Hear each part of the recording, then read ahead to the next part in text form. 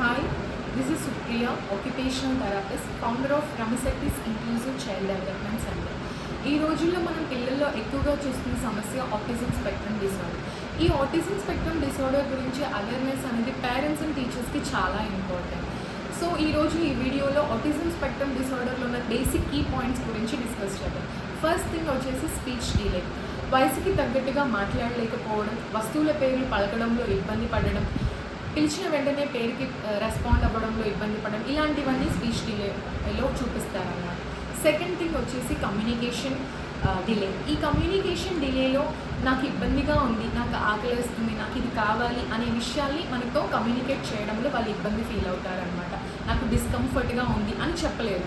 వాళ్ళు ఏదైతే అనుకుంటున్నారో దాన్ని చెప్పడంలో ఇబ్బంది పడడమే కమ్యూనికేషన్ ఇష్యూ అనమాట. థర్డ్ థింగ్ వచ్చేసి బిహేవియరల్ ఇష్యూస్.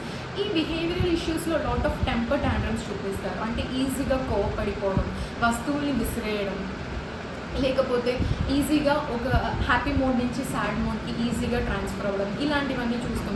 పెద్దగా అరవడం, కేకలు వేయడం, హైపర్ యాక్టివ్గా ఉండడం, ఒక చోట కూర్చోలేకపోవడం, దేనిపైన కాన్సన్ట్రేట్ చేయలేకపోవడం, ఇలాంటివన్నీ మనము బిహేవియరల్ ఇష్యూస్ చూపిస్తున్న కిడ్లో చూస్తామన్నమాట. ఫోర్త్ థింగ్ వచ్చేసి రిపిటేటివ్ బిహేవియర్స్.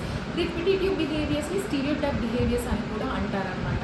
పదే హ్యాండ్స్ని ఫ్లాప్ చేస్తూ ఉండడం, ఆడుకున్న ఒక ప్యాటర్న్ని రిపీటెడ్గా పదే దాన్ని రిపీట్ చేస్తూ ఆడుకోవడం, వేసుకున్న బట్టల్ని మళ్ళీ వేసుకోవడానికి ఇష్టపడడం, ఒక మార్నింగ్ తిన్న వస్తువుని అలా మార్నింగ్ తిన్న ఫుడ్ ఐటమ్ని మళ్ళీ తినడానికి ఇష్టపడడం, ఇలాంటివన్నీ రిపీటెడ్గా చేస్తూ ఉంటారనమాట.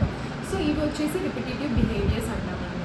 ఇలాంటి ప్రాబ్లమ్స్ మీ కిడ్స్లో పేరెంట్స్ కానీ టీచర్స్ కానీ ఎవరైనా ఐడెంటిఫై చేస్తున్నారు లేదా చేశారు, మీకు డౌట్గా ఉంది అని ఫీల్ అవుతున్నారు అంటే your kid definitely need and psychological assessment. So మీరు ఒక ప్రాపర్ సైకలాజికల్ అసెస్మెంట్ తీసుకుంటే తనకి ఏం థెరపీస్ నీడ్ ఉన్నాయి, ఆ థెరపీస్ ద్వారా ఈ ఇష్యూస్ని క్లియర్ చేసుకునే ఛాన్సెస్ ఉంటాయి అన్నమాట.